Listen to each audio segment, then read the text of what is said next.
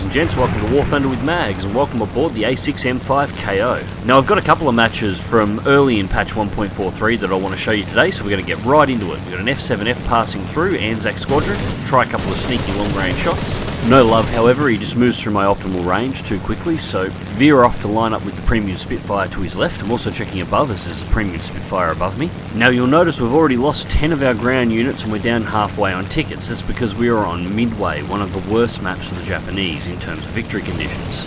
The Americans can actually win this match in about 3 minutes if they're coordinated. We're doing a little bit better than this at the moment. We're sitting on about 6 minutes and, well, we're down to 9 ground units. Still keeping close tabs on that F7F. He's going head to head with a Focke-Wulf 190 at the moment. Premium Spitfire and another F7F to my rear. The other premium Spitfire has gone low, so into a loop. I want to loop down into the clouds, then loop back out and hopefully be within gun range of the enemy when I come out of the clouds again. 1.8 kilometers for the premium Spitfire, so reasonably close. What else have we got in the area? He's closing in. Okay, he's my first target. The dark storm clouds are actually making it very hard for me to see his orientation at the moment. He's well within gun range, I just can't see precisely where he's pointing. The Spitfire goes into a dive to create some separation. I decide I'm going to follow him down. Not that I'll ever catch him in a zero, but I'm not going to beat multiple F7Fs in an altitude fight. I need to get this thing down on the deck where they lose their dive advantage and they've got to come at me flat. Remove that ability for them to just be able to nose down and pull out of the range of my guns almost instantly. So 617 indicated airspeed, and I'm going to get some sweet revenge by booming a P-51. Put a shot straight in across the tail, pull back to altitude. Kill assist comes in, and I'm honestly not entirely sure what for. Back at safe maneuvering speed for the zero, turning in hard, take some shots from the left hand side, going for this P-51. And there we go, critical strike. I'm taking out his tail control, his rudder's out. I thought he was going to go in, but he looked like he was going to pull back out again, so I put another set of shots into him. Yep, now he's out of the fight. Start taking some more nasty hits from the rear and take a big hit there that actually causes the plane to roll over. I have 2 premium Spitfires, both on my tail at the moment.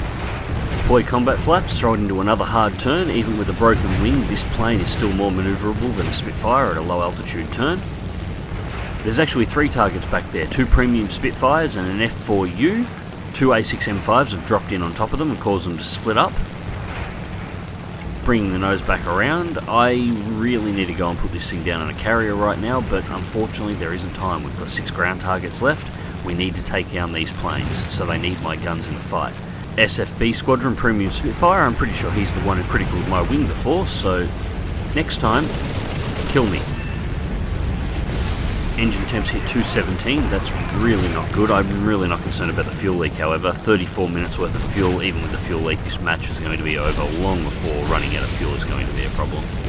And right in front of us at the moment is the last 3 aircraft on the enemy team. 2 F4Us and a premium Spitfire, that's all they have left. F4U comes head on, I try and line up the shot. Even if I die here, it's worth the sacrifice if I can get criticals or kills on these guys. Go for the premium Spit next. He's smoking hard, however, so he's not going to be in the fight for much longer. I got some good hits right across the front of that Corsair. It cannot be feeling good at the moment. Unfortunately, he got a good critical on my left-hand aileron, and that has destroyed the last of my manoeuvrability. With the right wing out and the left aileron out, I'm severely wallowing here, as you can see. But I managed to get the nose pointed back towards the fight, so I go for the premium Spitfire. Unfortunately, it looks like the rest of the team is as well. I'm mainly going for him because I know he's got engine damage and I know he's taken wing damage, so in my current state, he's probably the easiest aircraft for me to engage. I have no chance of being able to fight those F4Us at the moment. But the Spitfire goes down, so it looks like I'm going to have to try. Bring it back around, 55 seconds till engine overheat. I am going to have to kill the throttles here in a second. I've pulled it back into amber. Okay, the F4U's in front. I'm just going to have to cruise along here for a little bit. Throttles back up to 100. Still got heavy fire coming in from those cargo ships behind. 5 ground targets remaining and we are almost out of tickets. And this direction actually works for me at the moment because it's heading back in towards our carriers, and I may have to put this plane down on one yet.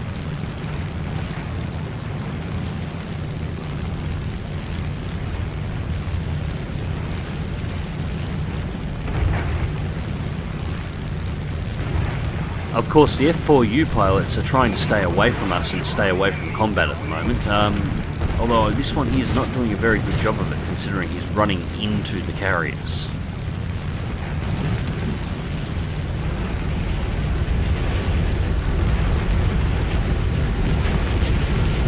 Two kilometres out, getting ready for shots.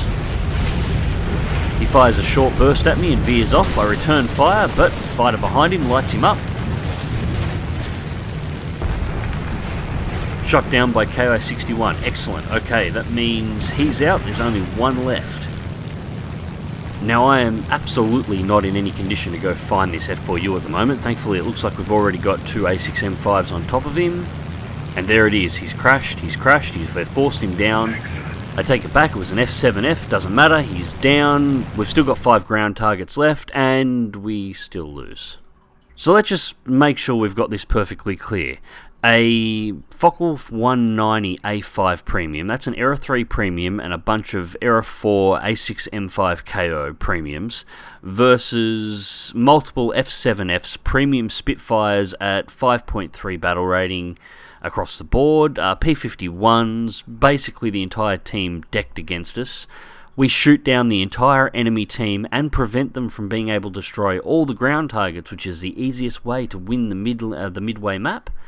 And we still lose. Gaijin, if you've ever wondered why your forums are full of bile and hatred towards you all the time, this is why. We work our asses off to try and take a victory here, and you still fuck us over. There are two things that are fucking this game at the moment. First is the matchmaker. It needs to be fixed. Now, there's a new matchmaker coming. Cool. It better fucking do the job. The second is map victory conditions. The map conditions are fucked. Fix them. The player base is sick of this bullshit. Well, that was a little unpleasant, wasn't it? I might have to put a not safe for work on the outro to that match, I think. It might be a wise idea. Anyway, something a little bit more relaxing. This is a flight, again, from earlier in patch 1.43. I'm out with Squire Flyer. I believe he was recording something to do with the Lancasters at the time. So he's in his Lancaster Mark III. I'm in my Tempest 5 and trying to keep him alive. We got an F8F or two F8Fs in the low altitude in front of me, so diving down on the first one. So far, my only complaint about this match is, well, it's bloody Hokkaido again. Bearcat takes it into the vertical. I move to follow. He's just looping over at the moment. Now, this is a fight that he will actually win. So I break out. Second Bearcat's coming in. Dip underneath. Just turn off angle. Take a slight clip to the left wing. Nothing serious. Loop back over as he goes underneath. Pulls back into the vertical. Roll out. Second target has moved into the area to engage the Bearcats. Dive away again. Now, I am aware turn fighting with a Bearcat in a Tempest 5 is not a great idea. I was actually doing it more as a test. You see a lot of very bad Bearcat pilots out there. If these two had both been bad, I would have killed both of them, regardless of the fact that they were in F8Fs. But they did exactly the right things at the right times to keep out of my guns and keep jockeying to get optimal position on me. These two are good pilots, so I'm going to actually have to do this properly rather than derping my way through. And if to prove the point, they fireball our Meteor. Now, it was this moment that I actually realised that we had a jet in the match. Now, if we have a Meteor, they are going to have F-80Cs, but I haven't seen one yet. At the very least, they're going to have P-80s. First things first, however, I have a Bearcat to deal with. Shots in across the wings. Take it high, arc over. Just tracking him through the blackout. Reposition, shots through. Another good solid hit. Looks like I blew his cooling system this time. Loop it back around.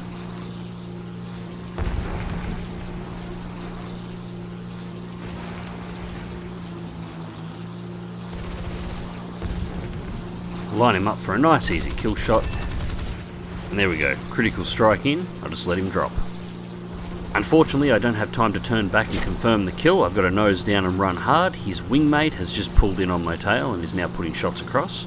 I'm still only getting location reports on the F8Fs at the moment too, so we're still yet to see an American jet at this point. And unfortunately, it looks like the F8F that I managed to crit is still in the game. He hasn't gone down after all, and he does appear to have turned back in my direction. But closest target first. So I've opened up enough of a gap that I can bring the nose and the guns around on this second F8F. Line him up for the kill shot. And he has turned away from me. An F8F pilot not going for a head-on in this situation. This is incredibly rare. Alright, well this thing should be faster at lower altitude, so I guess I'm going to have to chase him down. And it actually looks like Dayton, the guy who I crit before, has gone wide over the bay and is trying to get back to the runway for a repair, which would make complete sense. But again, closest enemy first. 1.24 kilometers and closing fast. What is he doing? What are you doing? He was going way too fast to ever have a chance to land. He didn't just try and cap a runway, did he?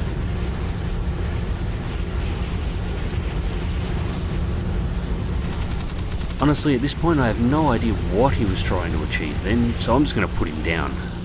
I'm in optimal gun range now, so this is going to be a fairly easy kill, pretty straightforward. Lead shot, good strong critical hit. He goes vertical, chase him through the lead. There we go, aircraft destroyed. Okay, with him eliminated, now, Dayton. You're supposed to be dead already. Don't worry, mate, let me fix that for you. There we go, that's better. Okay, so where the hell is the rest of the enemy team?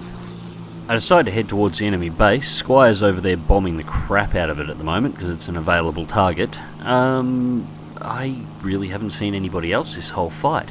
We have some Canberras up. They've taken out all the bases ahead, which is why Squire's been able to get straight in and start working their base over. They've only got one enemy fighter left.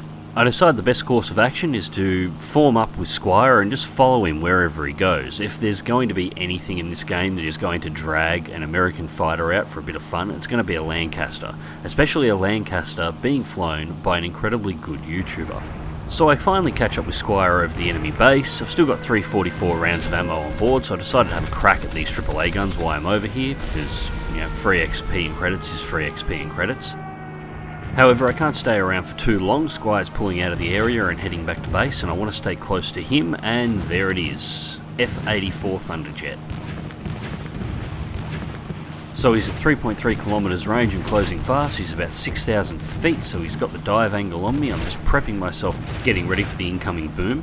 So I turn hard, let gravity assist pull over, and he overshoots massively. Immediately turn back to follow, and unfortunately it looks like he may have spotted Squire. He's going back for altitude, but he's not turning back to reboom, which is the first thing I would expect him to do. Yep, and Squire's let me know he's definitely going in. He's over on the tail gunners at the moment.